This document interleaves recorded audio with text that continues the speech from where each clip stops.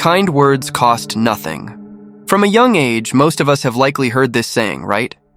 This proverb emphasizes the importance of speaking kindly and politely.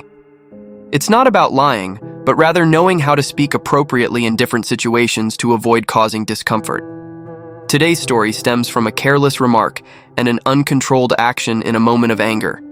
This led to a heartbreaking tragedy for several family members. Let's watch to see what story we want to bring you. Welcome to Crime Documentary Files. In Tung Ming County, Kunming City, Yunnan Province, China, among the ordinary rural houses, a luxurious villa stands out, catching the eye of anyone passing by. This three-story mansion is owned by a man named Ni Shaoping. Ni Shaoping, now 50 years old, is a successful businessman. In recent years, with the booming economy, his business has also flourished. Ni Shaoping demolished his old, dilapidated house and replaced it with one of the largest buildings in the county. Not only is he wealthy, but Mr. Shaoping is also highly regarded for his personal integrity. Despite his financial leap, Ni Shaoping has always maintained a simple and polite demeanor when interacting with others. He appears friendly, enthusiastic, and ready to help everyone around him. His relatives, neighbors, and acquaintances all admire him for his thoughtfulness and attentiveness in every aspect. Everything seemed fine until the evening of June 1, 2012, when a neighbor visited Ni Shaoping. Upon arrival, the neighbor, Mr. Zhu, noticed something strange. Mr. Shaoping's gate, usually closed securely with visitors needing to ring the bell and wait for someone to open it, was wide open. The yard and the house were in complete darkness. Mr. Zhu took a few more steps and suddenly smelled a very unpleasant stench. Many thoughts crossed his mind at that moment. Suspecting a break-in, he shouted to see if anyone in the house would respond. Mr. Zhu didn't rush in, but waited a bit longer. While observing his surroundings, he tripped over something.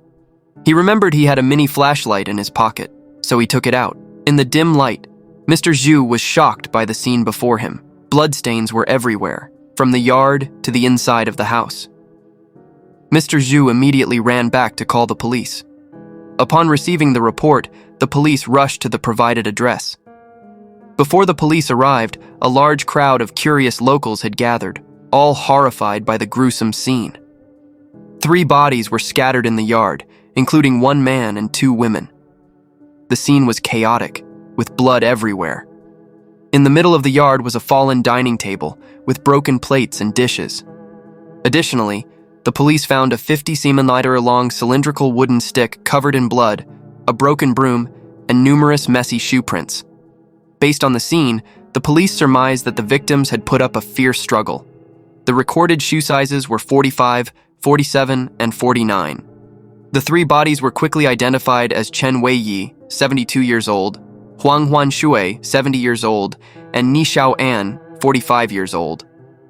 Mr. Weiyi had a wound on his left chest. Huang Shui had 2 wounds on her neck. Ni Shaoping had a wound on his left temple and several wounds around his right eye. Mrs. Shaoping's neck had a small arc-shaped mark, indicating she was likely wearing a necklace that was snatched off by the assailant. Following the trail, the police entered the villa and discovered another body in the entrance of the living room. This was identified as the homeowner, Ni Shaoping. Mr. Shaoping had multiple overlapping wounds, with the fatal one being on his left chest. It appeared that Mr. Shaoping was the main target. His cheeks bore many finger marks. There were drag marks from Mr. Shaoping's position to the stairs. At the foot of the stairs, 2 more victims were found, Ni Bing, Mr. Shaoping's daughter, and Zhang Guihua, Mr. Shaoping's wife. Mrs. Ni Bing was found with her clothes removed, and there were multiple semen samples in her genital area. The initial cause of death for Mrs. Ni Bing was suspected to be suffocation. It seemed likely she was sexually assaulted before being killed. Mrs. Guihua was found dead in a sitting position against the wall by the stairs. When the police lifted Mrs. Guihua's head upright, it matched the bloodstains on the wall, suggesting that the assailant had repeatedly slammed her head against the wall. On the living room table, there was a teapot and 3 half-full glasses of water. Under the tray holding the glasses, a small amount of water was found. Among the remaining dry glasses on the tray, 1 was wet. This indicated that 4 people had recently had tea. Under the sofa, the police found an employee ID card belonging to a man named Chu Boshu. In the kitchen, the police discovered a pot of meat left uncovered on the gas stove. Next to the pot was an empty plate and a pair of chopsticks. It was likely that someone was about to bring food to the table in the yard when the crime occurred. While inspecting the first floor, the police suddenly heard a child's cry coming from upstairs, so they immediately moved up. In a bedroom on the second floor, the investigation team found a 2-year-old boy sitting alone in a corner. The boy had faint blood stains on his face, but no other injuries. Neighbors of Mr. Shaoping identified the boy as Mr. Shaoping's grandson, the son of victim Ni Bing. Mr. Shaoping's villa had a total of 5 bedrooms, 1 on the first floor, with the remaining 4 on the second and third floors. There was also a shrine room on the 3rd floor. All rooms showed signs of being ransacked, with wardrobes, bedside tables, handbags, and drawers all disturbed. In a second-floor bedroom, the police discovered a small safe, 2 hammers, and a pair of pliers. Upon further inspection, the team noticed a camera in the living room, but it was non-operational and provided no clues. Based on all the collected evidence, most police officers believed this to be a robbery. However, Captain Wen had a different theory. Wen suggested that the crime might have been motivated by both robbery and revenge. His reasoning was based on the brutal nature of the attacks, especially on Mr. Shaoping. Mr. Shaoping's injuries were far more severe than those of the other victims, indicating he was likely the main target of the assailant's wrath. After gathering all the data from the crime scene, the investigation team formed the following description of the case. The murder scene included the yard and the living room on the first floor. The entire villa showed signs of being searched. There were 6 victims in total. Homeowner Ni Shaoping, his wife Zhang Guihua, his parents-in-law Chen Weiyi and Huang Huanshui, his daughter Ni Bing, and his sister Ni Shaoan. The murder weapon appeared to be a sharp object, possibly a dagger or a folding knife with a blade approximately 20 cm long. Except for Ni Bing, who died from suffocation, the other victims succumbed to multiple injuries and acute blood loss. The motive was likely both revenge and theft. Based on the numerous chaotic footprints at the scene, the perpetrators were believed to be a group of 3 to 4 individuals.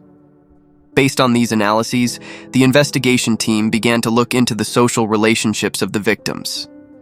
According to the information gathered, Mr. Ni Shaoping was a successful businessman in Tung Ming County. He started in the food service industry and later moved into fashion. His businesses flourished, leading to financial prosperity. Mr. Shaoping was known for his friendly personality, generosity, and had no known conflicts with anyone. Mr. Shaoping's daily routine involved supervising his store's operations in the morning, returning home for a nap in the afternoon, and then visiting a neighbor's house to play chess.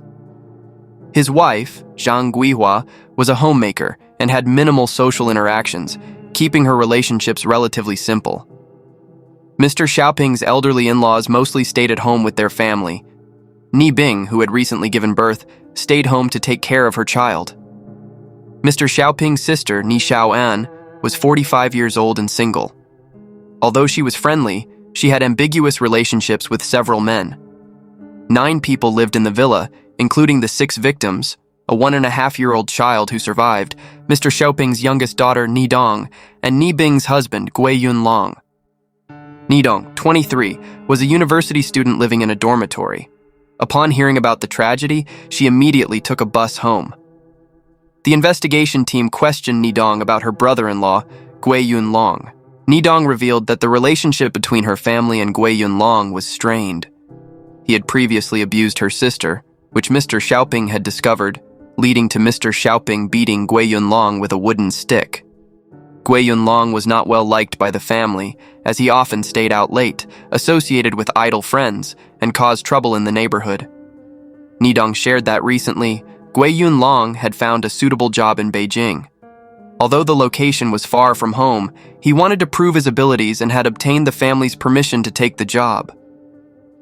2 days before the incident, the whole family had seen him off at the train station. This explained his absence during the tragedy. Ni Dong speculated that her brother-in-law was likely unaware of the family's misfortune. The investigation team asked Ni Dong if she had any suspicions about who might be responsible. After thinking for a while, she mentioned a man named Jia Xuedang, who was Ni Shaopan's lover. According to Ni Dong, Jia Xuedang had a shady background and was unemployed, making him unpopular with the family. After reviewing the relationships of the 6 victims, the investigation team found that Ni Shaopan had the most complicated associations. Based on Ni Dong's information, they immediately sought out Jia Xuedang. Jia Xuedang, 45 years old, originally from Guangzhou province, moved to Kunming City 2 years ago. Initially, Jia Xuedang worked at a steel factory in the city. The job and salary were quite stable. However, in the past 6 months, the factory received fewer orders and implemented a policy to cut staff. Due to his age, Jia Xuedang was on the list of employees laid off. Without an income, he couldn't afford to live in the expensive city center. Jia Xuedang wandered to Tung Ming County in search of a place to stay. By chance, he met Ni Shaoping, the sister of Ni Shaoping. Knowing Shaopan was single, Jia Xuedang intended to get to know her. Feeling lonely and seeing Jia Xuedang as simple and honest, Shaopan agreed to date him. After learning that Shaopan's brother was wealthy, Jia Xuedang hoped to latch onto this family for an easier life. Initially, Mr. Shaoping's family was excited to hear that his sister had a boyfriend. They didn't care about Jia Xuedang's background. They just hoped he would be ambitious and love Ni Shaopan. However, Mr. Shaoping soon discovered that Jia Xuedang was not a good person. He was exploiting and taking advantage of his sister, so Mr. Shaoping demanded they end their relationship immediately. One time, when Ni Shaopan didn't return home overnight, Mr. Shaoping angrily went to Jia Xuedang's lodging to find her. A heated argument ensued between the three. Mr. Shaoping, furious that his sister wouldn't listen, scolded her and threatened Jia Xuedang to stay away from his sister, warning that he would report Jia Xuedang to the police for previously swindling money from Shaopan. When the police approached Jia Xuedang, he tried to avoid them. However, the police insisted he cooperate or face penalties. Jia Xuedang admitted that he despised Mr. Shaoping's family for looking down on him. During the interrogation, he even displayed anger, increasing the investigators' suspicions. The police asked Jia Xuedang about his whereabouts on the evening of June 1st. He hesitated and trembled, seemingly hiding something. The police pressed him, and finally, Jia Xuedang confessed that on the evening of June 1st, he and a friend committed a burglary at an elderly woman's house. After successfully stealing 1,000 yuan in cash, Jia Xuedang and his accomplice went drinking at a nearby bar. The investigation team later apprehended Jia Xuedang's accomplice, confirming his alibi and ruling him out as a suspect. The investigation team then showed Ni Dong the employee ID card with the name Chu Boshu found under the sofa at Mr. Shaoping's house. Ni Dong identified Chu Boshu as an employee at her father's store.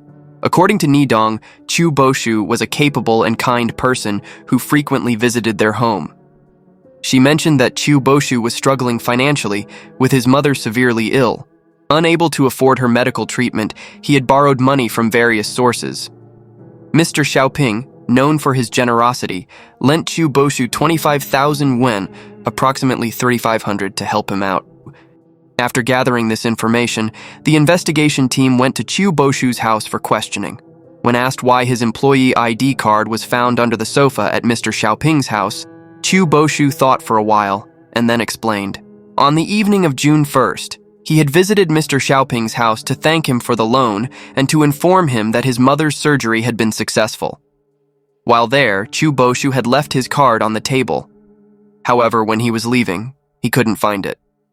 Chu Boshu assumed that Mr. Shaoping's grandson might have taken it and misplaced it.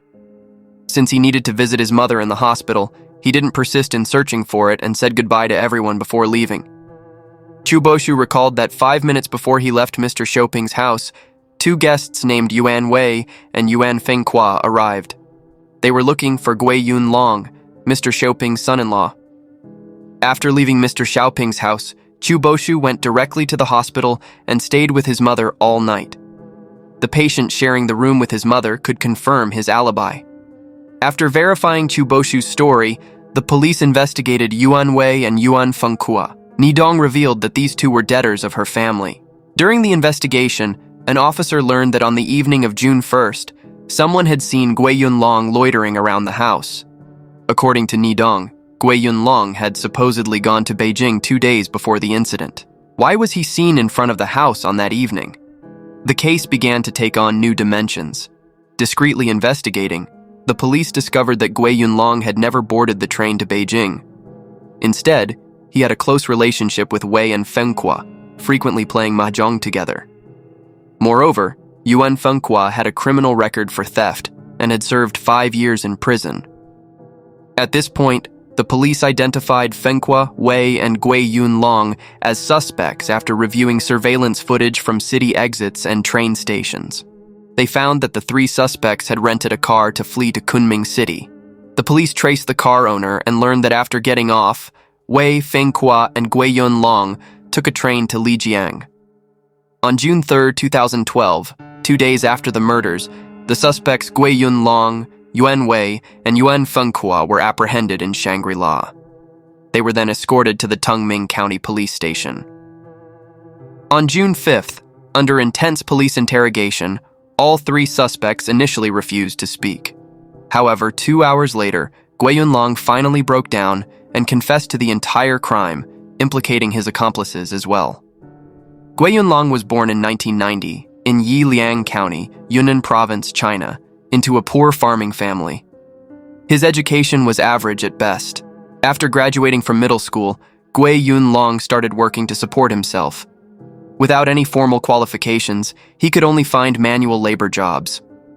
At the age of 20, Gui Yunlong was hired as a waiter at a restaurant in Tung Ming County.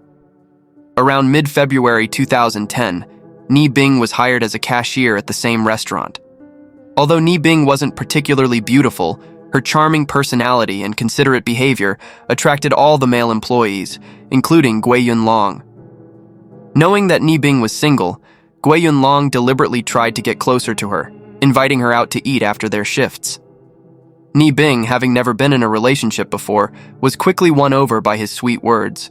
The more they talked, the more they were attracted to each other. Shortly thereafter, Gui Yunlong and Ni Bing began secretly dating, unbeknownst to their families. Gui Yunlong was unaware of his girlfriend's wealthy background. He assumed that Ni Bing came from a poor family like his own, and showed her much sympathy and affection. After dating for 6 months, Ni Bing suggested introducing Gui Yunlong to her family. To make a good impression, Gui Yunlong went to the local market and bought gifts for the first meeting. Upon arriving, Gui Yunlong realized he had been deceived by his girlfriend. Ni Bing's family was quite wealthy, with her father being a prominent businessman in the city. Their economic conditions and backgrounds were worlds apart. After Ni Bing's parents divorced, she and her sister lived with their father and stepmother. In 2009, Ni Bing was emotionally affected after failing her college entrance exams. Mr. Shaoping didn't scold her, but instead encouraged her to keep trying. Using his connections, Mr. Shaoping arranged for his daughter to work as a cashier at a restaurant. Ni Bing accepted this arrangement, keeping her privileged background a secret. When Mr. Shaoping saw that his daughter had brought home a poor young man, he was very cold and didn't even acknowledge the gifts Gui Yunlong had brought. Gui Yunlong felt deeply uncomfortable and humiliated by Mr. Shaoping's disdain. However, Ni Bing's genuine love for Gui Yunlong eased his discomfort somewhat. Ni Bing and Gui Yunlong continued their secret relationship for a long time. In early May, Ni Bing became pregnant. She asked her mother to persuade her father to agree to the marriage. When Mr. Shaoping learned that his daughter was pregnant, he quickly organized a wedding to avoid the family's disgrace, as premarital pregnancy is considered shameful in Chinese culture. He even gifted the couple a house. However, Gui Yunlong's family suggested that the newlyweds live with Mr. Shaoping's family. After the wedding, Mr. Shaoping arranged for his son-in-law to learn the business and placed him in charge of managing a clothing store. However, Gui Yunlong, lacking managerial skills, frequently clashed with the store manager. Mr. Shaoping moved him to several branches, but he couldn't last long at any of them. When Ni Bing was about to give birth, Mr. Shaoping asked Gui Yunlong to stay home and take care of his wife, promising to eventually hand over a store for them to manage once their child grew older. In March 2011, Ni Bing gave birth to a baby boy. Staying home all day to care for the child gradually made Gui Yunlong feel tired and bored. The couple often quarreled, neither willing to back down. Gui Yunlong also felt out of place among his wife's wealthy relatives and friends due to his humble background. During family gatherings, he was often looked down upon and gossiped about, with people saying he married Ni Bing not out of love, but for her family's wealth. Although furious, Gui Yunlong kept his head down and remained silent. To avoid seeing his wife's displeased expression, Gui Yunlong started going out daily to drink, gamble, and chat with friends. Many nights he returned home drunk and would beat his wife and child for no reason, which greatly displeased Mr. Shaoping. Mr. Shaoping threatened to throw Gui Yunlong out if this behavior continued. Dependent on Mr. Shaoping, Gui Yunlong didn't dare to argue back. In October 2011, Gui Yunlong met Yuan Wei and Yuan Fenghua at a local casino. All three shared similar backgrounds and quickly became friends.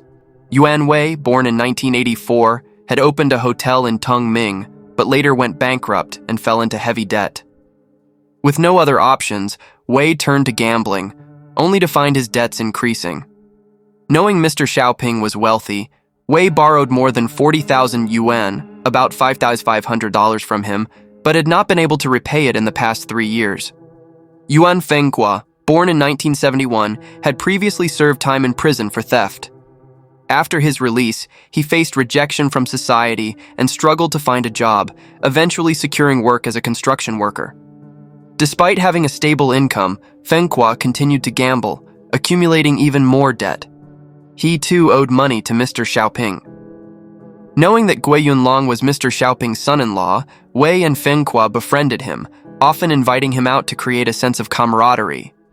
During the 2012 Lunar New Year, Gui Yunlong took his wife and child to visit his parents. Ni Bing gave her mother-in-law 1,000 yuan, but Gui Yunlong, thinking it was too little, secretly gave an additional 2,000 yuan, which Ni Bing noticed. This led to a heated argument that continued all the way home. In a fit of anger, Ni Bing blurted out, "Fine, you did the right thing. Just consider our family as charity for you beggars." Feeling humiliated in front of everyone, Gui Yunlong lashed out, ignoring his crying child, and pushed his wife, then kicked and punched her.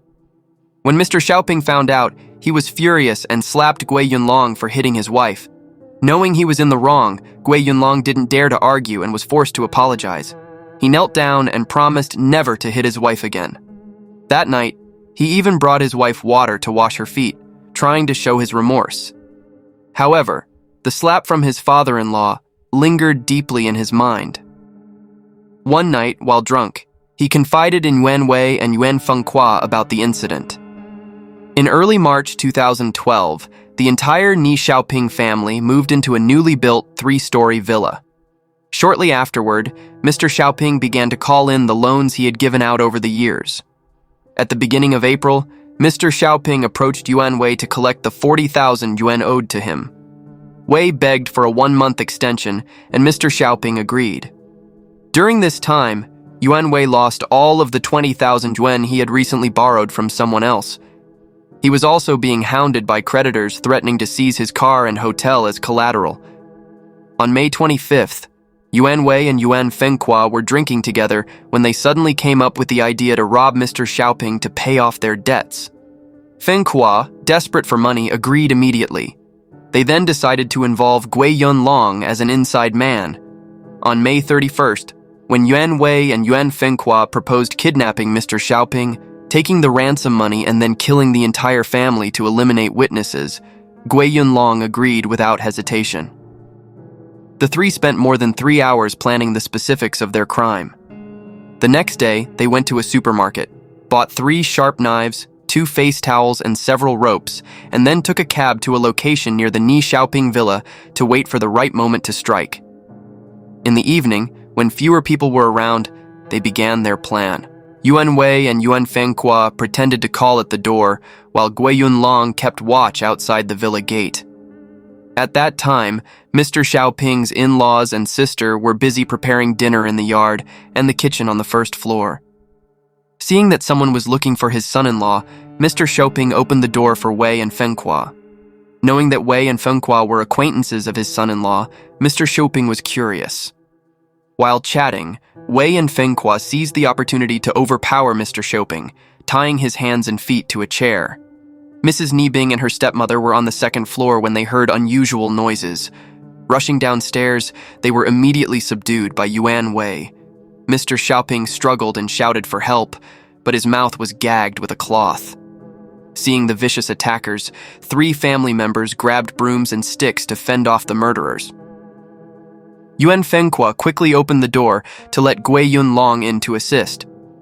While Mr. Shaoping, his wife, and Ni Bing were tied up inside the house, Gui Yunlong, Yuan Wei, and Yuan Fenghua attacked Mr. Shaoping's in-laws and his sister outside.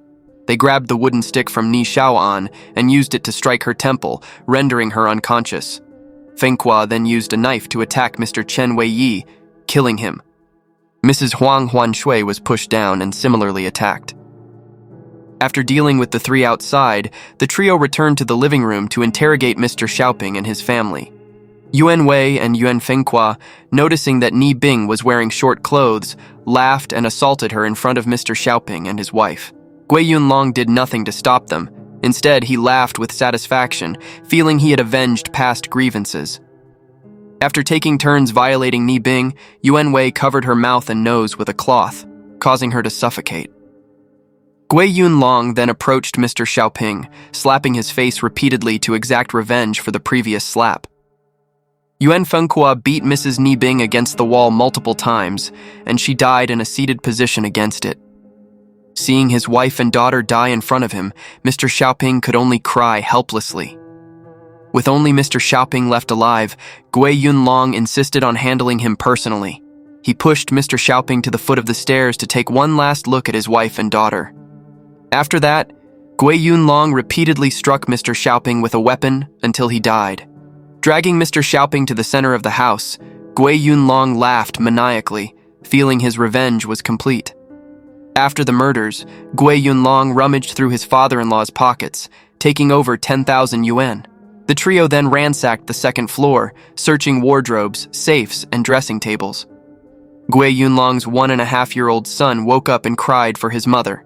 Gui Yunlong, using his blood-stained hand, wiped the child's tears and sat him in a corner. After looting every corner of the house, they headed downstairs.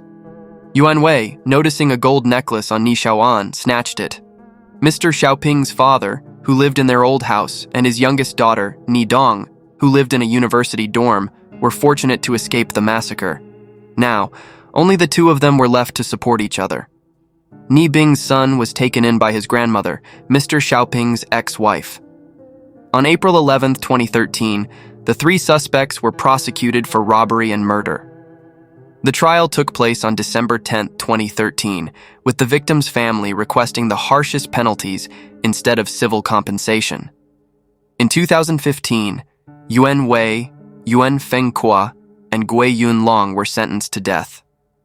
This case caused significant public concern in China at the time due to the brutality of the murders, especially considering one of the perpetrators was a family member. It serves as a grim reminder that controlling our emotions and actions, particularly during moments of anger, is crucial. Restraint can help maintain relationships and prevent unforeseen consequences. Thank you for watching today's video. What are your thoughts on the perpetrators and the verdict? Please share your opinions below. Don't forget to like and subscribe to Crime Documentary Files.